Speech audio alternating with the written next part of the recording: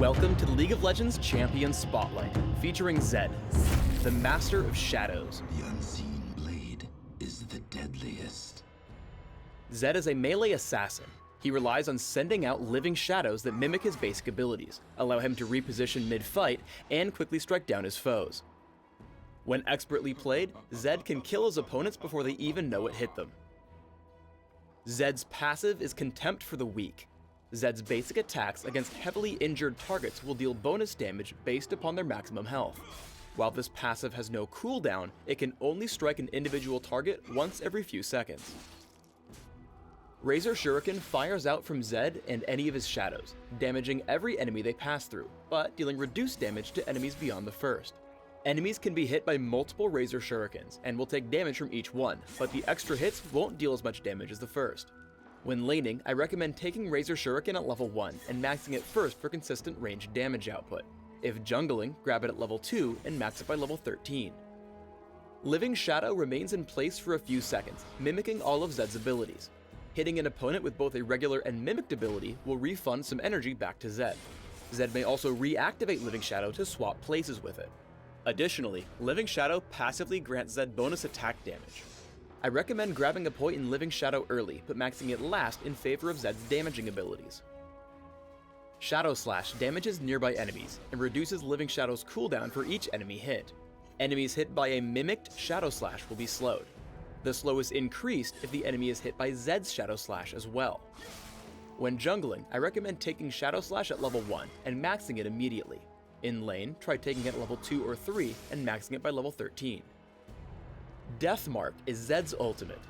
When cast, Zed dashes to target enemy champion, dealing damage, marking it, and spawning a living shadow behind it. After a few seconds, the Death Mark will trigger, damaging Zed's target based on how much damage Zed dealt to it while the mark was active. Like with Living Shadow, Zed may reactivate Death Mark to swap places. As with all ultimates, I recommend taking Death Mark whenever available.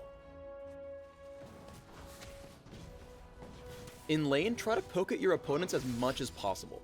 Even though Elise is underneath her turret, Living Shadow into Razor Shuriken allows Zed to deal some damage without fear of counterattack. Zed's core damage combo is Living Shadow into Shadow Slash and then Razor Shuriken. If you can hit both Razor Shurikens, you'll deal a lot of damage to your target. As your opponents get lower, reactivate Living Shadow to land a basic attack with Zed's passive, Contempt for the Weak. This ability combo picks up an easy kill on the low health Katarina. When fighting versus skill shot champions, make use of Living Shadow's second activation. Veigar thinks he'll land Dark Matter, but Zed swaps places with Living Shadow to dodge it and closes in for the kill, picking up a quick 300 gold. When jungling as Zed, make use of Living Shadow's swap to get through the jungle camps faster. Cast Living Shadow across the wall and hit your other abilities, then reactivate Living Shadow to save a few seconds when clearing neutral monsters. Even when laning, use Living Shadow to pick up some extra gold from the jungle camps. Zed hops over the wall with Living Shadow, uses Shadow Slash, and aims Razor Shuriken so that both of them will hit the neutral monsters. Living Shadow can help Zed escape ganks. As Taric and Jarvan come to gank, a double activation of Living Shadow gets Zed to safety. Now, Shadow Slash will slow Taric, allowing Zed some easy damage with Razor Shuriken. Living Shadow can also be used to close the distance with Zed's opponents. A double activation puts Zed in range for Death Mark. Hitting all his abilities, Zed is able to burst down Veigar almost immediately, picking up the kill and escaping back behind the turret. Always keep track of your Living Shadow's locations. Zed comes across and bursts down the opposing Master of Shadows almost immediately. However, Katarina comes in to avenge her teammate. Zed simply waits for Shunpo and then swaps places with Living Shadow. Even with Flash, Katarina is unable to catch up and take Zed down. Let's put all of these together in a larger fight. Zed sends out Living Shadow with an immediate Shadow Slash to slow the opponents chasing Lee Sin. However, Zed notices Ashe low on health near his Living Shadow. Zed swaps and hits Ashe with Death Mark, taking her down with ease before walking away unscathed. I recommend building Zed primarily for physical damage output, with a small emphasis on durability due to his short-range nature. Here's an example build. Try Armor Penetration Marks, Armor Seals, Magic Resist Glyphs, and Attack Damage Quintessences.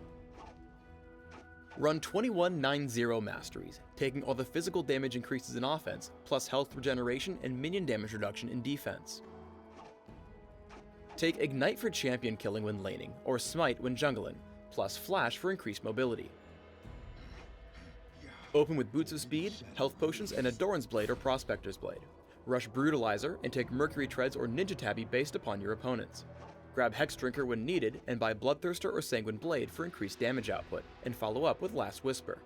Your final build should also contain Guardian Angel or Overlord's Bloodmail, Yomu's Ghostblade or Lord Van Dam's Pillager, and Maw of Malmortius. Thanks for tuning in to the Zed Champion Spotlight. Please subscribe to the Riot Games YouTube channel above, and leave us your comments just below the video.